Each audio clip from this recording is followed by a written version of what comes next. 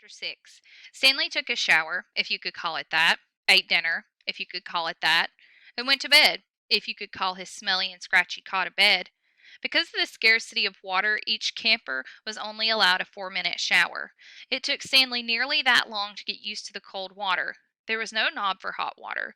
He just kept stepping into, then jumping back from, the spray until the water shut off automatically. He never managed to use his bar of soap, which was just as well, because he wouldn't have had time to rinse off the suds. Dinner was some kind of stewed meat and vegetables.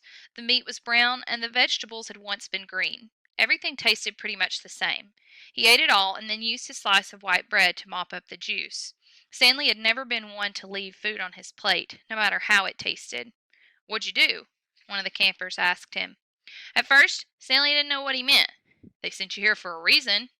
"Oh," he realized, "I stole a pair of sneakers." The other boys thought that was funny. Stanley wasn't sure why. Maybe because their crimes were a lot worse than stealing shoes. "From a store, or were they on someone's feet?" asked Squid. Neither," Stanley answered. "They belonged to Clyde Livingston." Nobody believed him. "Sweet feet!" said X-Ray. "Yeah, right." "No way," said Squid. Now as Stanley lay on his cot, he thought it was kind of funny in a way. No one had believed him when he said when he was innocent, and now, when he said he stole them, no one believed him either. Clyde Sweetfeet Livingston was a famous baseball player. He led the American League in stolen bases over the last 3 years. He was also the only player in history to ever hit 4 triples in one game. Stanley had a poster of him hanging on his wall of his bedroom.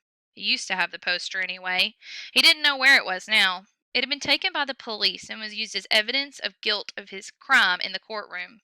Clyde Livingston also came to court. In spite of everything, when Stanley found out that Sweet Feet was going to be there, he was actually excited about the prospect of meeting his hero. Clyde Livingston testified that they were his sneakers, and that he had donated them to help raise money in the homeless shelter. He said he couldn't imagine what kind of horrible person would steal shoes from homeless children. That was the worst part for Stanley. His hero thought he was a no-good, dirty, rotten thief. As Stanley tried to turn over in his cot, he was afraid it was going to collapse under all his weight. He barely fit in. When he finally managed to roll over onto his stomach, the smell was so bad that he had to turn over again and try sleeping on his back. His cot smelled like sour milk. Though it Though it was not, the air was still very warm. Armpit was snoring 2 cots away. Back at school, a bully named Derek Dunn used to torment Stanley. The teachers never took Stanley's complaints seriously because Derek was so much smaller than Stanley. Some teachers even seemed to find it amusing that a little kid like Derek could pick on someone as big as Stanley. On the day Stanley was arrested, Derek had taken Stanley's notebook, and after a long game of come and get it, finally dropped it in the toilet of the boys' restroom. By the time Stanley retrieved it, he'd missed his bus and had to walk home. It was while he was walking home, carrying his wet notebook, with the prospect of having to copy all the ruined pages, that the sneakers fell from the sky. "I was just walking home and the sneakers fell from the sky," he told the judge. "One of them hit me on the head. It hurt, too." They hadn't exactly fallen from the sky. He had just walked out from under a freeway overpass when the shoes hit him on the head. Stanley took it as some kind of sign. His father had been trying to find a way to recycle old sneakers, and suddenly a pair of sneakers fell on top of him, seemingly out of nowhere, like a gift from God. Naturally, he had no way of knowing they belonged to Clyde Livingston. In fact, the shoes were anything but sweet. Whoever had worn them had a bad case of foot odor. Stanley couldn't help but think that there was something special about these shoes, that they would somehow provide the key to his father's invention. It was too much of a coincidence to be a mere accident. Stanley had felt like he was holding Destiny's shoes.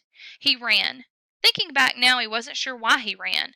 Maybe he was in a hurry to bring the shoes to his father, or maybe he was trying to run away from his miserable and humiliating day at school. A patrol car pulled alongside him. A policeman asked him why he was running. Then he took the shoes and made a call on the radio. Shortly thereafter, Stanley was arrested. It turned out that the sneakers had been stolen from a display at the homeless shelter. That evening, rich people were going to come to the shelter and pay $100 to eat food that the poor people ate every day for free. Clyde Livingston, who had once been living at the shelter when he was younger, was going to speak and sign autographs. His shoes would be auctioned, and it was expected that they would sell for over $5,000. All of the money would go to help the homeless. Because of the baseball schedule, Stanley's trial had been delayed several months. His parents couldn't afford a lawyer. "You don't need a lawyer," his mother said. "You just tell the truth." Stanley told the truth.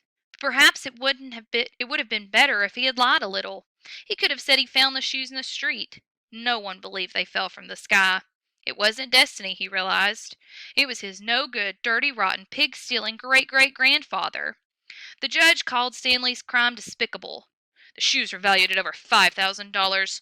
It was money that would provide and shelter for the homeless, and you stole that from them just so you could have a souvenir." The judge had said that there was an opening at Camp Green Lake, and he suggested that the discipline of the camp might improve Stanley's character. It was either that or jail. Stanley's parents asked if they could have some time to find out more about Camp Green Lake, but the judge advised them to make a quick decision. "Vacancies don't last long at Camp Green Lake."